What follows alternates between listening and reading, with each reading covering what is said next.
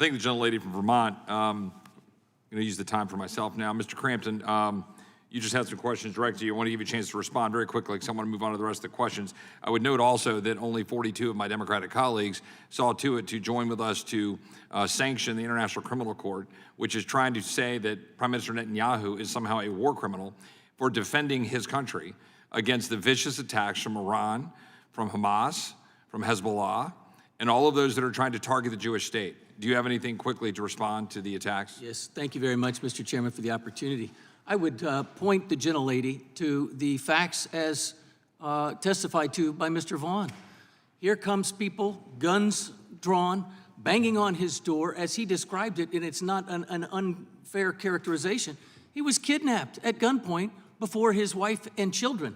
No authority given, even when he asked directly. They just point to a little sticker on the vest saying that's all the authority you're going to get that says FBI. Mr. Vaughn, can you just add to that real quick? I mean, you know, the phraseology was used intentionally on Mr. Crampton. We're talking about the Federal Bureau of Investigation showing up to your home in front of your 11 children with a weapon pointed at you for what you did in terms of praying and your activity in an abortion clinic. Is that true?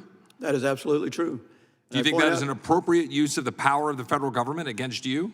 Absolutely not. I'm a local businessman. I've been there for 17 years in the community. A phone call, I would have happily talked to him. And does that not invoke the kinds of images Mr. Crampton's talking about previous examples in history in terms of the fascism that we see out of Nazi Germany and how they treated citizens? It absolutely does. And the gentlewoman said that there's recourse by law and that there's laws that oversee this. And I would like to ask for my 13 and my 12-year-old and my 18-year-old daughter that was out in the side yard, what recourse do they have at law for the abuse that they handled at this guy holding them at bay right there? And also by the same department of the FBI in Tennessee that 2 months later shot a guy in his own living room. And as a reminder— an internal investigation. Who's investigating the investigators? And as a reminder, Mr. Vaughn, you were there because, as I understand your position, you believe life begins at conception. You believe you're protecting and praying for life, correct? That's absolutely So correct. your great sin, that the tyranny of the federal government was brought to bear against you at your home with a weapon in front of your 11 children, was because you want to protect a human life. That is correct.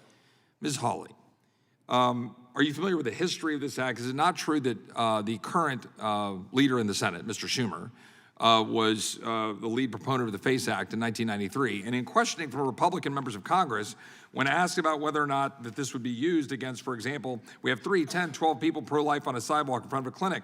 People cannot get by. Police came and lift them up, put them in a paddy wagon, take them away. Are they subject to a felony? Mr. Schumer said no. Yet here we are. Can you shed light on the extent to which the truth is, notwithstanding what Professor Waters said a minute ago, that what we're dealing with here is the conflation of the existing statutes and the things that go back to the Ku Klux Klan Act, and that we now have a situation under the federal civil rights conspiracy that they're blending these together to target people intentionally, that they're using this and targeting it intentionally so that they can go after people with punishable by up to 10 years in prison. Can you add some context to that, Ms. Hawley? Absolutely. So the FACE Act comes with several different sort of levels of punishment. For a first-time nonviolent offense, there's 6 months in jail. A subsequent nonviolent offense might get 18 months in jail. But if you tack on a conspiracy to violate civil rights, you get 10 years. And take Eva Edel. For sitting in her wheelchair, she was blocking the entrance, but sitting in the wheelchair, blocking the entrance, singing and praying hymns, she is subject to 11 years in federal prison and hundreds of thousands of dollars of fines. So what we're talking about here, as I mentioned to Mr. Vaughn, Mr. Vaughn, do you have something you wanted to add there? No. That Mr. Vaughn is facing this kind of persecution. He's not alone. We've talked about Ms. Idle. And to be clear, this conflation of the statute, had that ever been done before? Prior to Kristen Clark? Not until the Biden administration, no. So this administration took the unprecedented act of merging these together so they could have a federal conspiracy to target very specifically pro-life activists. So I think the numbers here speak for themselves.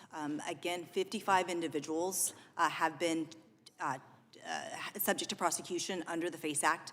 50 of those have been pro-life. There have been 26 FACE Act civil and criminal prosecutions. Only 2 of them have been in protection of pregnancy centers.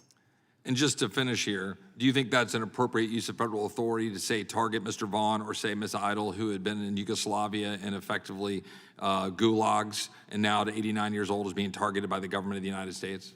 No, as John Adams would say, we are a government of laws, not of men. The Supreme Court has been clear that selective enforcement based on viewpoint is unconstitutional. Well, thank you for your testimony. I appreciate it. And with that,